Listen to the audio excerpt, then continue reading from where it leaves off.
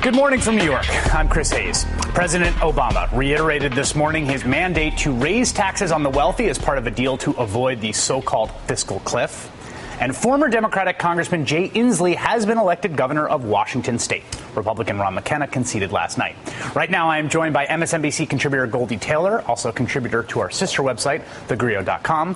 Avik Roy, former member of Mitt Romney's Healthcare Policy Advisory Group, senior fellow at the Manhattan Institute, and author of The Apothecary, the Forbes blog on healthcare and entitlement reform. Ta-Nehisi Coates, a senior editor at The Atlantic Magazine, and Lorella Presley, director of advocacy and policy at the United We Dream Network. She came to the United States as an undocumented immigrant when she was 10 years old. Late Tuesday night, Barack Obama was reelected to a second term as president of the United States. His victory was at the same time narrow and decisive. And it was not just a victory for the president, but a truly historic night for liberalism across the country. Colorado and Washington legalized recreational marijuana through ballot initiatives, and 3 states, Maine, Maryland, and Washington, approved gay marriage by popular vote for the first time ever. After Tuesday's election, the Affordable Care Act will be implemented. The 113th Congress will include the most female members ever, and for the first time in history, women and minorities will hold a majority of the Democratic Party's House seats. In his victory speech, President Obama vowed to continue the work he began in his first term. America, I believe we can build on the progress we've made and continue to fight for new jobs and new opportunity and new security for the middle class. I believe we can keep the promise of our founding. The idea that if you're willing to work hard, it doesn't matter who you are or where you come from or what you look like or where you love.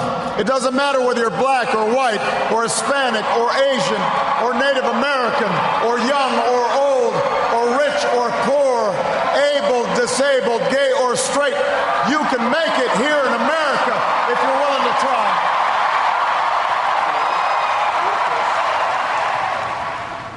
The president's second term will no doubt be fraught with much of the same obstruction and frustration of the past 4 years.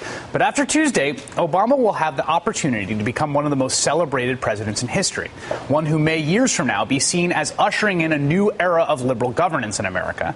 And he will have that opportunity in no small part thanks to the work of his remarkable campaign. On Wednesday, a newly reelected President Obama stopped by the Obama for America's Chicago headquarters to express his gratitude. Even before last night's results, I felt that the work that I had done in running for office had come full circle. Because what you guys have done means that the work that I'm doing is important. And I'm really proud of that. I'm really proud of all of you. And the Obama who inspired the world during the 2008 election, the man who was notably absent for much of the past campaign, reappeared over the past week. The real question now is whether he will stay. So Tuesday night, my big takeaways from Tuesday night in terms of what it meant and what the legacy is. A bunch of people have noted that the economic recovery seems to be picking up, and it seems like we may finally have the tires of the economy grip pavement and get going. And if that's the case, then that means that whoever was going to be the next president was likely going to inherit essentially a recovery. And that recovery was going to render a verdict on the previous 4 years. And I thought that it seemed very likely to me from a sort of historical legacy perspective that if Barack Obama did not get reelected, and there was a recovery, then there would be this kind of Carter comparison, which was that America tried liberal governance, it was a failure, it was in the doldrums, we had a recession, we never really got going, we elected Mitt Romney, and boom, 4 or 5% GDP growth, and this is what free markets and American conservatism can do. I think now, if there is a recovery, that recovery belongs to both Barack Obama and also, in sort of a historical sense, the liberal project, the Democratic Party, the policies he put in place. And I also think from a historical sense, it's funny to think that a few 100,000 votes or 1 million votes, if you kind of spread it out over the swing states, is the difference between a legacy that would have always towered in American history because of the historical nature of his presidency, but now I think will be one of the possibly one of the truly great presidencies. And I mean great in that kind of loaded way that all great presidencies are, which is complicated and and shot through with all sorts of, terrible stuff and amazing stuff. And then finally, and Ovik, I'd like to hear your thoughts on this, because this is something that you've worked on, and obviously you were on the other side of this that evening. The Affordable Care Act is going to be implemented. And my feeling about this is that was a huge, when I went into the polls just as a voter, that was a big part of what my vote was on. Because, I think it's a flawed but good piece of legislation. I think it's an important step in American history. And what I like is that not just the human fact that 30 million people are going to get access to health insurance and 50 million added to the Medicaid rolls, but also the fact that we're going to just implement the thing and see if it works. Just from a basic kind of democratic perspective. If it's a disaster, well, then the Democrats are going to pay for it, and they should pay for it. It's their bill. They're going to pay for it politically. They're going to pay for it at the polls. And if it's really good, they're going to reap the gains. And that, to me, seems like the way that this should work. Yeah, so, we were talking before the show about the fact that sometimes when policies fail, why they failed is not obvious to everyone, or the political case for why they failed isn't always made accurately. So we talk about the financial crisis. Why did the financial crisis happen? Some people say it was because there were greedy bankers running around screwing everybody else. Some people say that actually there were policy problems. There was problems with Fannie and Freddie. There was problems with monetary policy. There were problems with banking leverage, things like that. So if the Affordable Care Act fails, will Republicans be able to point out why it fails? For example, will it be because premiums are too high? Things about access. So there are problems right now with access to care if you're on Medicaid, but those problems didn't dissuade people from wanting to expand Medicaid, right? So if those problems continue, will people be successful, will Republicans be successful at painting the bright picture as to why they failed? I think that remains to be seen. So even if something fails, it doesn't necessarily mean that that's a partisan victory for Republicans. The other thing, too, I can't believe I'm about to help Ovik out here. Right? I think it's also probably harder to roll something back once it's in. So it might fail, but dismantling it, I think, will prove a lot harder once it's already in. What were your thoughts? What were your big takeaways watching Tuesday night's election? I think the question is even larger than whether or not we're going to have an economic recovery, because I think that's coming. I think we are going to grow, and whether it was a liberal or conservative in the White House, and who knows which one Mitt Romney was even to this day, but no matter who we had, there was going to be some sort of recovery, and who gets credit for that. What the real issue was for me on the ballot was who was going to have access to this economy, and how. And so women's reproductive rights was an issue, because that is about my economic destiny. Marriage equality was about economic parity, being able to enter into that marital state contract. And so I think a lot more things were on the ballot than simply more jobs, but who has access to wealth in this country, why and why not? And that echoes, obviously, the themes in that speech, right, which is this vision of a very broadly inclusive America, right? Absolutely. That inclusion is the kind of thematic watchword, and what was on the ballot, right? Inclusive or narrow. I mean, obviously, I think people who are on the other side of this don't think that was the framing, but I think that was the way the victory was framed, certainly. Well, yeah, and for me, that was, it's obviously, it's historic to elect a black president. There's an argument my colleague James Fallows made that it's even more historic to re-elect a black president. But I got to say, beyond that, marriage equality. This was if I say I will only fight you on my home field, and I'll only fight you by my rules, and then you come and you kick my on that home field. Because frankly, I don't think marriage equality should be on about. I don't think that should be up. But we were in a situation where that was the case, and we won. Yeah. And we won. We won 4 of them, and I think that's just huge, just absolutely gigantic. Lorella. So I think that this week there has been a tremendous amount of talk about the Latino vote and the impact that it had in this election, but I don't think there has been a lot of discussion about what made Latinos come out and vote in the ways that they did. And that was a lot of voter mobilization. It was watching civic action happen and the delivery. So forcing President Obama to deliver on something months before the election to this constituency made a tremendous difference. You couldn't vote. I could not. And I'm just curious what that felt like on Election Day. So even though we could not vote, United We Dream Network was very committed to making sure that our community was informed, educated, and that they made their vote, and that they pledged to vote with Dreamers in mind. And so we had a campaign going in key battleground states where we were knocking on doors and we were asking people to remember us on the day that they were going out to vote. And so while it was very frustrating to not, to be politically engaged in my country and not be able to go out and express who I want to run this country and to lead us, I think we had a tremendous amount of impact. That brings up our next big topic, and this is, I think, one of the things that's just dominated the discussion after the election, which is the changing demographics of America, the changing faces of America, and the respective coalitions that have come together around Barack Obama and the Republican Party particularly. And I want to talk about why it's not the Latino vote that tells us the most about the Republican Party's future. My story of the week, right after this.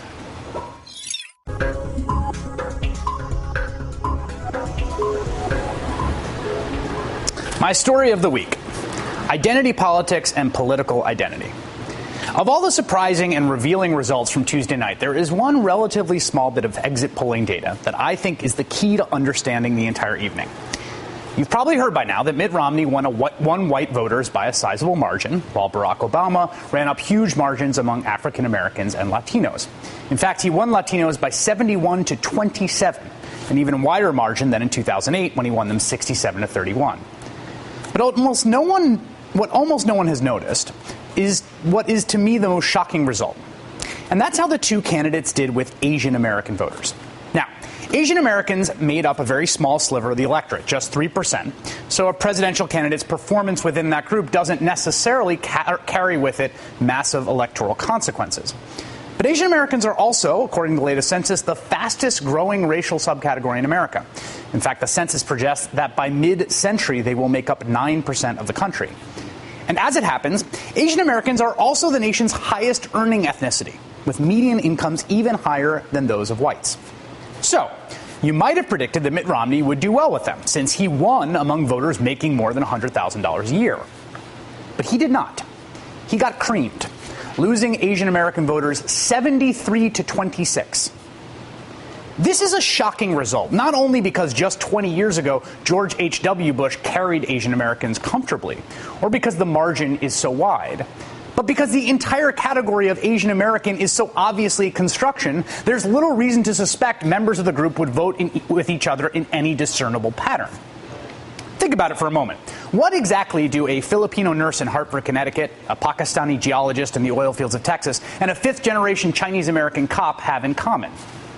Same could be said for Latinos, of course, even African Americans, heck, even, gasp, white people. That's because race is a social construction, not something out there in the world, but something we as a society create the rules, rhetoric, and identities for. And in the political process, nothing more assuredly creates firm political group identities than the experience of prejudice, contempt, marginalization, and condescension. That is, in American history, the racial identity of those not classified as white tends to be forged in the furnace of contempt by the majority.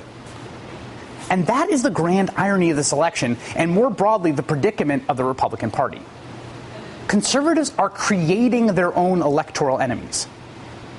The beating heart of modern conservatism is its visceral appeal to anxieties and fears of white Christians. This is a different statement than saying the beating heart of modern conservatism is white racism or white supremacy. It's not, or not principally. It is simply white identity politics with all the pathos and ugliness that implies. And if you don't believe that, go read some conservative comment threads, or click over to the Drudge Report, or Fox News, two outlets with a preternatural sense of the deepest anxieties of the modern conservative base. Look at the ceaseless coverage of the new Black Panthers and voter fraud and immigrants living high on the hog off government welfare and the absolute frenzy the right whipped up over the so-called Ground Zero mosque. Once you understand this, then you can see that the Republican Party's problems are deeper than, say, opposition to comprehensive immigration reform or even the far less controversial DREAM Act. That policy opposition is a symptom of the problem, not the cause. The deeper issue is that for conservative politicians and conservative networks and conservative websites, there is simply too much to be gained by feeding the sense of persecution and siege that many white Christians feel down to their toes. I'm not sure what is going to shift those incentives, because that insecurity as an emotional fact is real and it isn't going away. This does not mean demography is destiny, since the construction of political identities that correlate to our racial categories is a dynamic process and not a fixed fact about human beings. And it does not mean that Democrats are ensured some permanent majority in perpetuity, because their ability to make the electorate look like the country, that is, their ability to turn out their voters, may wax and wane depending on the candidate in the election. But it does mean this: that the only way our politics avoids the increasingly ugly spectacle of a revanchist party attempting desperately to strengthen its appeal to a shrinking pool of white voters is if the movement's leaders show some genuine leadership and stop cultivating their base's worst instincts. We are talking about the demographic coalitions that were at the heart of the results on Tuesday night. Wow. And here's just to give people an empirical grounding. These are what the demographics of the two groups look like. The Romney voters were 88% white, and then that's the top bar, and then a small smattering of black, Latino, Asian, other. Barack Obama was just barely a majority white, the coalition he put together. 56% white, 24% black, 14% Latino, 4% Asian, 2% other. And I just gave a little spiel about why I think this was. And Ovek, I'm curious to get your thoughts on this, obviously, because you're occupying a sort of portion of the Venn diagram, which, as we can see from that data, is actually a fairly slim one. Yeah. Wow. And how you, as someone, how you relate to the modern Republican Party, and whether you think there's some truth to what I said about that kind of white identity politics appeal. So, I'll tell the story about my mom. So my mom is the classic Republican target voter. She lives in a respectable suburb of Detroit. She's hardworking, worked her whole life, never took a handout, deeply religious, commonsensical, frugal. She's a lifelong Democrat. When I spout Republican nonsense on TV, she's like, how did I raise this child? And a big part of why she's a Democrat is because she perceives that the religious Christian Republicans are out to get her or don't want her in America. Now, I don't believe that's true, but that is you her wouldn't perception. Join the party if you did, right? That's not that. I strongly disagree with that, but that's her perception. That's the perception of a lot of people like her, I think. And I think there's just this view that Republicans don't want. That's a perception. It's a perception that's propagated sometimes by people who aren't Republicans as well, that Republicans aren't interested in those voters. But it's also demographic, right? So the base of the Republican Party, the people who are elected, who elect Republicans to Congress, are often in these very, maybe rural areas or areas where there's less minority concentration. So it's also conservative intellectuals who don't necessarily interact with a lot of people who might have a minority experience. So there's just a lot of, you see it on National Review, you'll read stuff like, well, if we just have this policy, if we adopt this immigration policy, then we'll do better. Or, because blacks agree with us on school choice, if we advocate school choice, we'll win the black vote. And I think what's missing there is a lot of emphasis on small c conservatism, which is build relationships with people. When you build relationships with people, you have credibility with people. The policy comes second. The credibility comes from relationships, and I think that's what we're missing. Where were you like 3 months ago? He's been here the whole time. Well, I think you're right about a lot of that. But there was a May 1970 New York Times profile on a fellow named Kevin Phillips. Kevin Phillips was a big aide to Richard Nixon. This was the stated policy. Southern strategy. The Southern strategy. We don't need what they called the Negro vote. They did not account for you, or for you. Right. What they said was, if we keep this coalition together of the southern states, if we play to white populism, if we chain it together with some of these western territories, we can run this country with a white majority into the 21st century. They didn't account for it. They were short-sighted. They were wrong. It died Tuesday night because a brand new coalition of women, of gays, of African Americans, of Latinos who are coming and taking their and playing out their franchisement, at the voting booth now. There is a brand new coalition, and I think that coalition will only grow really over time. The challenge now is for Republicans, as you said, to go back and invest in the small c. I know this. I am an evangelical. But you've told me, you've said on this program that you voted for, that you are not registered, you're a registered independent, or that you had been. Georgia does not have registration by party, so you can go in and I can be a Republican one day, right. The next primary I can be a Democrat the next day, and so we don't have registration by party. There was a time in my life the first 100 years after the passage of the 15th Amendment, African Americans all voted Republican. Sure. From 1870 clear up to 1970. Right. We voted straight Republican ticket. That began to erode after the Southern strategy took hold, and we never went back. And so, my grandmother, her grandmother, when they could vote, they voted for Republicans. I say this all the time, but the mid-19th century Republican Party is the best political party America's ever had. Ta-Nehisi. I just want to open this up because, the one thing, I agree with everything you said about Republicans and how they've conducted, the election. But when you understand that citizenship in this country has always been racialized since 1790, you can, go through the very, very long history, both parties, from whatever movement, racializing citizenship. Why would this not happen? This is an American thing. The one disagreement I have about what you said is you can't understand this without white supremacy. There's no white resentment without white supremacy. If you take away the idea that America is first and foremost and should always be run by white people, if you take that away, the white resentment doesn't make any sense. It immediately dissipates. And so I just don't. This sounds like a strange defense of the Republican Party, right. But it's like there's a market for this, and the market was created by history. And so that's a profound statement. The notion that some party wouldn't take advantage of that is like it's almost like a war on drug argument. So there's drugs. I think you're right about the market for it, and I actually think this is the problem Republicans have, which is that the Republican Party as a political institution is being ill-served by the markets that have been created to feed the beast of white resentment. Yes. You know what I mean? It's not doing you any favors.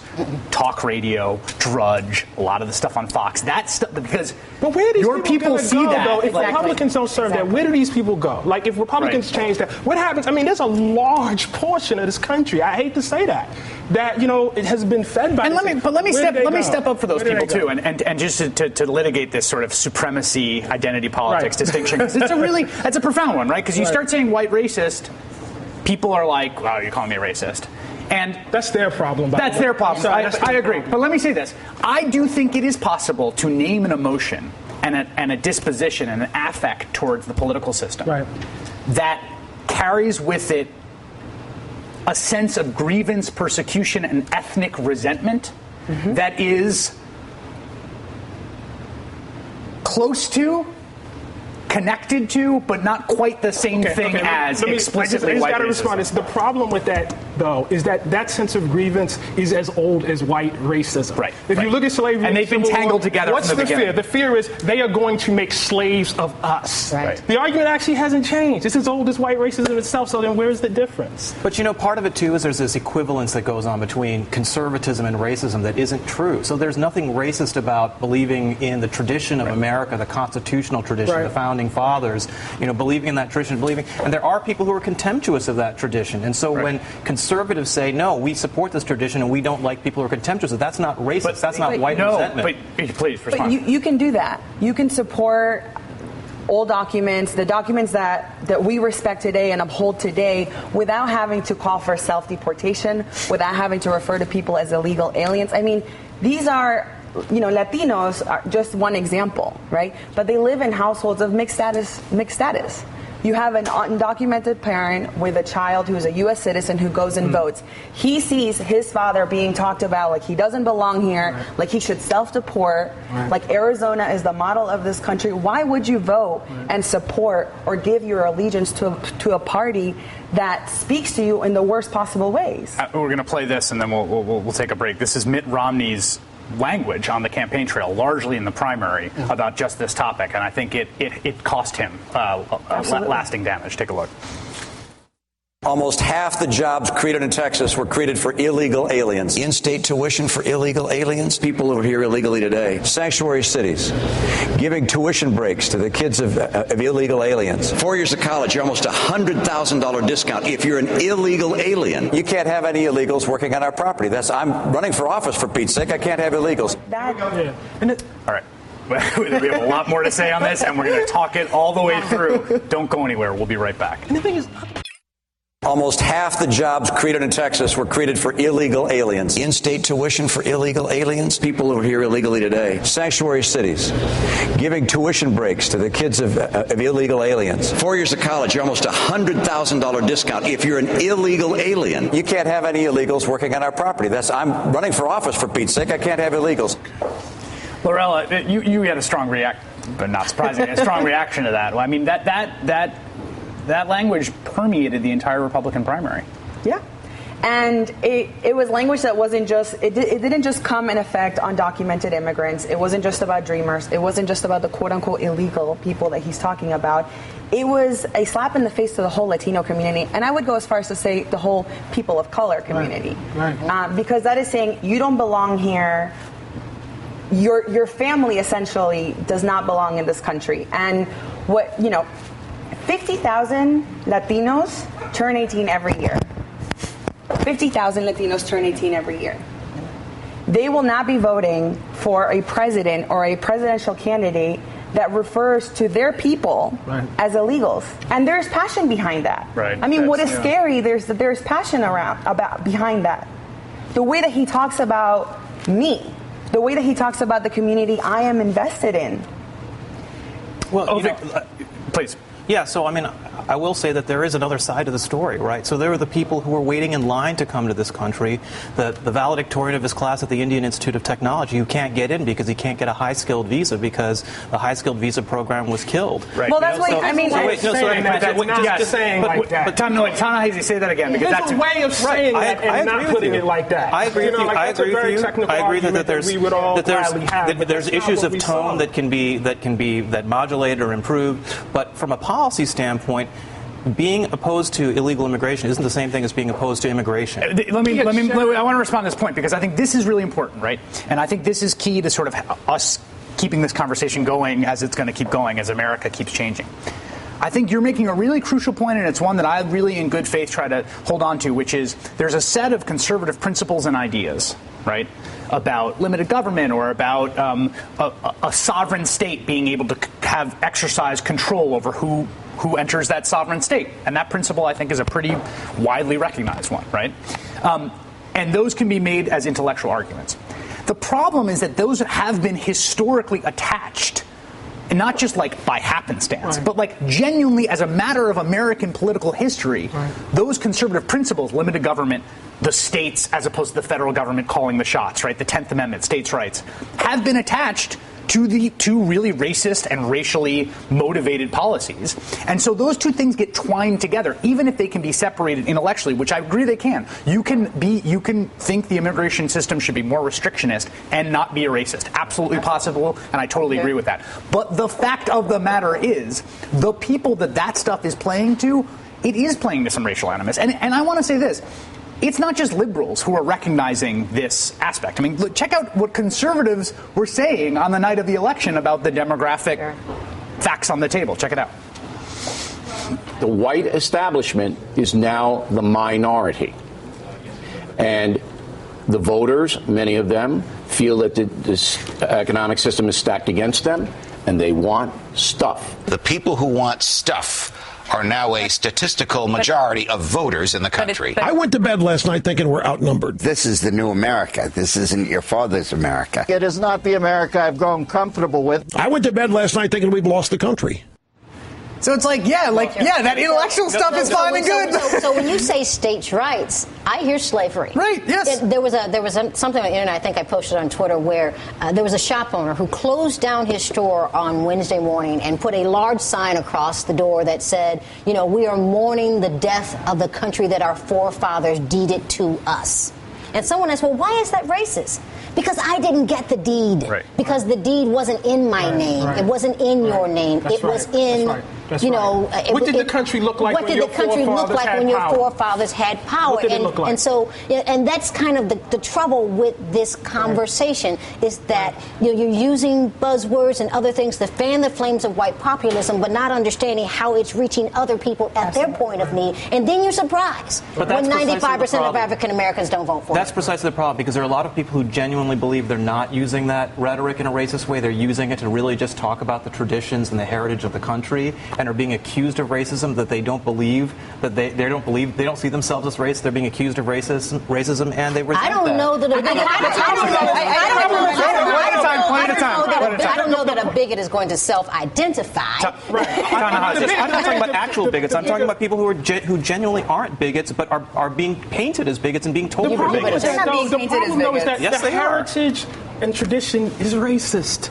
I just hate it is. I mean, this is the problem: is that if the heritage and tradition of America is racist, then conservatives are all racist because they believe in the heritage. No, they're not. No. You just made a leap. You just made a big leap. Then talk it out. Respond. Why is that not the case? Because the heritage is also a lot of other things too. It's not just racist. There are a lot of other things you can believe in too. But it is racist. That's part of it, and you can't really deny that. Can't we reject the I wake up in the morning and I have bad breath, right? Like that's part of me, right? That's not all of me when I wake up in the morning, but that's definitely part of me. And for me to walk around and act like that's not true. I mean, how can we do that? But we can say that there's a legacy of slavery that we have to contend with and live with and make amends for. But to say the entire heritage of America is fundamentally racist. But he's not saying entire, right? I mean, he's saying. I think that's what I read when I see. I wouldn't. No. What I'm saying is that the heritage is racist and a lot of other things too. Right. That's definitely part of it. It's a beautiful, bountiful, racist mess. More on that after this break. The choice you face won't just be between two candidates or two parties. It will be a choice between two different paths for America. President Obama's re-election is a devastating blow, but it's not a decisive defeat. Over the next 4 years, he will seek to fully implement Obamacare, to continue exploding federal spending, to hollow out our nation's military, and seek to impose a cap and tax scheme upon our nation's economy. We are in a war. We're in a war to save this nation.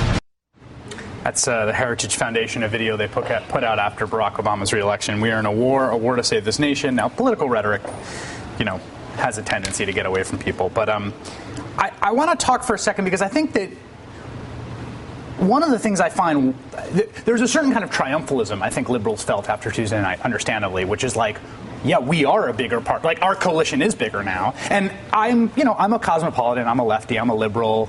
I'm a white liberal. I love the fact that I am, I'm a Brooklyn hipster. I live in Park Slope. And it's like, yes. Do I feel slightly self-satisfied that I'm part of the coalition that has people of color? Sure. Of course, right? I will be honest and cop to that. But there's also part of me that has this kind of dread about what our politics look like if this continues to be the case, in which we have these kind of like in which these kind of the main axes of political conflict are also the main axes of racial conflict across the board as the country gets more and more diverse. And, I think one place to look at what that looks like is Arizona. Arizona's got some of the ugliest politics in this country in a lot of ways. And look at the exit polling out of Arizona. Obama won 18 to 24-year-olds 66 to 32 and lost 65 and older 29 to 71. Obama lost white folks 32 to 66 and won Latinos 74 to 25. And to me, Arizona's politics, Arizona's a great state and there's all sorts of great things about Arizona, and I want to speak poorly about Arizona. But Arizona's politics are toxic politics. And they're toxic politics because it is a place where these dividing lines are just basically the kind of racial, demographic, generational categories and the partisan ideological categories have become totally coterminous. Those are, that is to say, they exist in the same groups, and it's just kind of this like ethnic conflict. And when Iraq was recovering from its civil war and in the beginning stages of setting up this putative democracy, we all just looked and said, well, there's going to be a Shiite voting bloc and a Sunni voting bloc and a Kurdish voting bloc, and basically they're just going to transmute their ethnic conflict into the democratic process. And it's worrisome to imagine an America that increasingly looks like that. And I wonder what you think of that, whether you were feeling triumphalist on Tuesday night because of the victory, or if you had the same anxiety about what our politics look like if they continue to be. Both. I think it was a combination of both. I think I felt like we won. Because I don't think that President Obama got elected. I don't think it was an easy election for him. I don't think it was an easy win. I think it was especially because he delivered on the deferred action policy that mobilized Latino voters to go out and vote in the ways that they did. Will you stop for 1 second and explain the deferred action? We talked about it on the show, but just if people haven't read it. Deferred action has basically President Obama came out on June 15th and said, I'm going to stop deporting Dreamers. They can affirmatively apply for some protection. They can get a work permit. And I'm going to do this because these fit in with my enforcement priorities, essentially. This is a category of people that are under 16, have been in the country at least 5 years, have no criminal record, and are currently pursuing education. It's for those four stipulations, education or the military, those four stipulations, and those are the people that the DREAM Act would apply to. It's somewhere between 1.7 and 2.1 million people. Yes. And so, I think that for Dreamers and for Latinos on Tuesday, we saw that we made a difference. That even though I could not vote, my voice was heard on Tuesday because I was scared. And I think Latinos as a whole were scared that a Romney president would come in and take away deferred action for childhood arrivals. Right. So there was just this very clear thing at stake. But then think forward. What does that mean for our politics? I don't think that the Latino electorate is a given for the Democrats or for the Republicans. I don't think that President Obama has done a good job on immigration. He has deported 400,000 people every year. 34,000 people are placed in detention every single day. So we will be holding the president accountable. I think it's time. I think the Republicans and the Democrats have to make a choice on whether or not they want to move on immigration. And Chris, I don't think immigration is just an issue. I think it's a threshold issue for the Latino community. I think if you want to start changing how people perceive you as a party, as your politics, as how you refer to people, they want to understand how you're going to interact with them, how you treat them. And I think immigration policy and immigration reform with a pathway to citizenship for the 11 million is just one step in the right direction. There's now increasing talk. So the conversation has gone this week like this. Oh, man, did we get creamed among Latinos? I'm talking on the right. And then there's kind of different there's been different arguments. One argument, and I think this is a good also cautionary tale for liberals, is saying, if we turned out slightly more voters, we wouldn't have won the election. Like, we can still win with the coalition we have if they'd turned out slightly less and we turned out slightly more. And as a kind of cautionary note to liberal triumphalism, take a look at Texas, right? No state is going through the demographic changes we're talking about faster than Texas. Mitt Romney won Texas by a wider margin than John McCain won Texas. So demographic change does not ensure victory, right? So there's some conservatives who are saying that. Then there's other conservatives saying we got to get religion on immigration. And here's Sean Hannity. It only took 2 days. He has evolved. And one decisive loss announcing how he feels about immigration reform. Take a look. We've got to get rid of the immigration issue altogether. It's simple for me to fix it. I think you control the border first. You create a pathway for those people that are here. You don't say you got to go home. And that is a position that I've evolved on. Because you know what? It's got to be resolved. The majority of people here, if some people have criminal records, you can send them home. But if people are here, law-abiding, participating 4 years, their kids are born here, it's first secure the border, pathway to citizenship, done. Whatever little penalties you want to put in there if you want, but then it's done. Vic, I want to hear your thoughts on this evolution right after we take this break.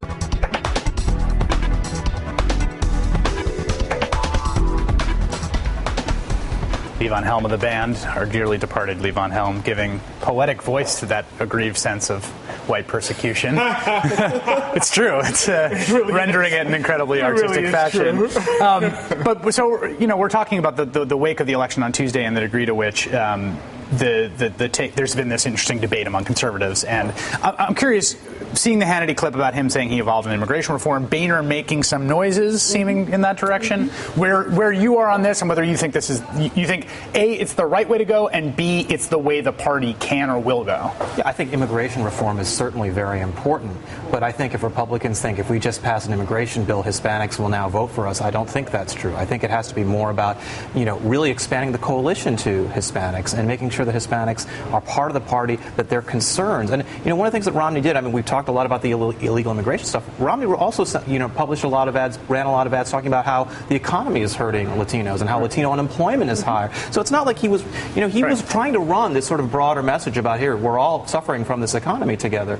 But, the thing I want to say is that, to conservatives who are panicking or reading Teixeira and Judas and thinking we're demographically doomed. Teixeira and Judas are the co-authors of a book in 2002 called The Emerging Democratic Majority, which more or less predicts precisely the kind of demographic changes we're seeing. A great book and a very persuasive book, which all conservatives should read. There's, political scientist at Yale, David Mayhew, writes all the time about how persuasively that there are no permanent majorities in politics because people do adapt. It's too competitive. Yep. People will figure out. Republicans will figure it out. As they should be. I just hope they figure it out sooner rather than later. Yeah. Lorella, on this immigration issue, because I think I'm actually weirdly in the camp of, well, first, what do you think about how the role immigration would play in changing these political dynamics? If, let's say, there was a comprehensive immigration reform bill hammered out in this Congress, Republican Congress, Democratic president, what would that do to the political dynamics among Latinos? I mean, I think that Latinos overall are very conservative. I mean, I think they're churchgoers. They not always support abortion. I mean, like, they fall right under your politics. But where they do not agree and see eye to eye is in the way that the Republican Party is talking about immigration. So I do think that it could move voters. I mean, I think it's over 30% of Latinos said on an exit, Latino Decisions was doing a poll saying if they moved on immigration, I am more willing to vote for a Republican presidential candidate. And that is because they're not showing like they're coming to the table to really address the issue that is very personal and important to them. So let me just interject one thing quickly here, which is that there's this talk about Latinos. The polling says, and the polling may not be capturing something essential, that Latinos actually are relatively liberal as a group in terms of how they answer questions. So things like if they want Obamacare repealed, only 25% want it repealed, right? Do they say government should ensure access to health insurance? 2/3 say yes. Do they want the deficit to be reduced with a combination of higher taxes and spending cuts? There's a plurality. So I just, because some people say this sometimes, and I just want to make sure that that's on the ground. One more thing, sorry. I just want to show one more bit of data, which is that this is Latino performance voting in the presidential elections through the years, and you'll see that they are a Democratic constituency. Now, it's not fixed what those margins are. They actually fluctuate, and you can see George W. Bush really did a lot to narrow the gap down to 60-40, but we should just be clear about, as a group, ideologically and in voting behavior, they have been both a liberal and Democratic constituency broadly. Goldie, I want you to react right after we take a quick break. Sorry about that. How do you decide?